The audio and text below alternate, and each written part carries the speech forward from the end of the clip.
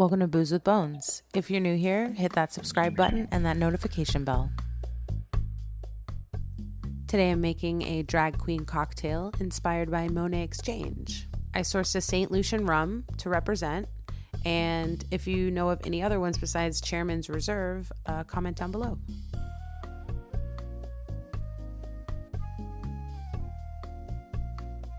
I'm going to start making the garnish first, and my first attempt is honey in a bowl, and I'm going to roll the rim of the glass in it.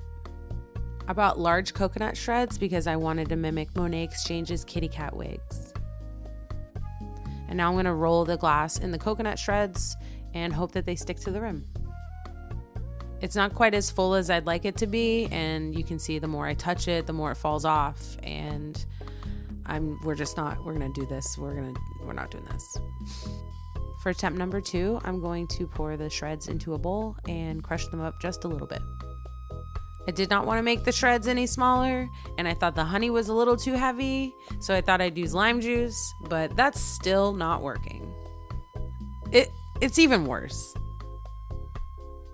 This time I started off with the perfect size plate that fits the exact circumference of the rim of the glass. We are not playing anymore. I'm going to figure this out. I'm pouring the honey over the outside rim of the glass so that it drips into the reservoir of the plate. Now lay a blanket of those coconut shreds and gingerly touch them. Do not touch the honey or we will mess up the process. Drizzle the honey over the outside rim again. Sprinkle finer shreds to give her just a little bit more dimension.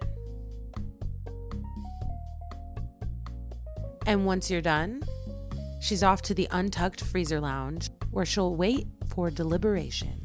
All right, let's start the actual cocktail. 1/2 ounce of local honey.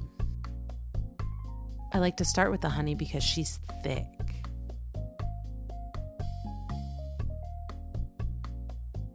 I've got fresh fruit today, and you will need to use 1 ounce of fresh squeezed lime juice.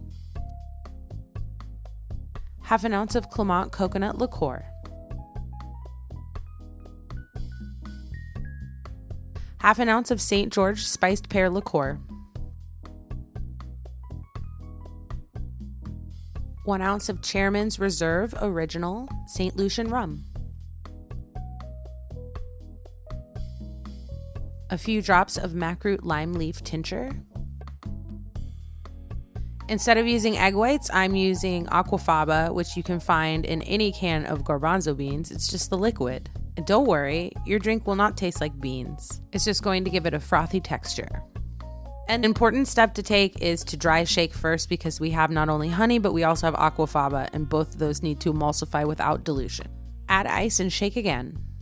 All right, let's hope that this garnish attempt number 3 actually works because I already made a drink.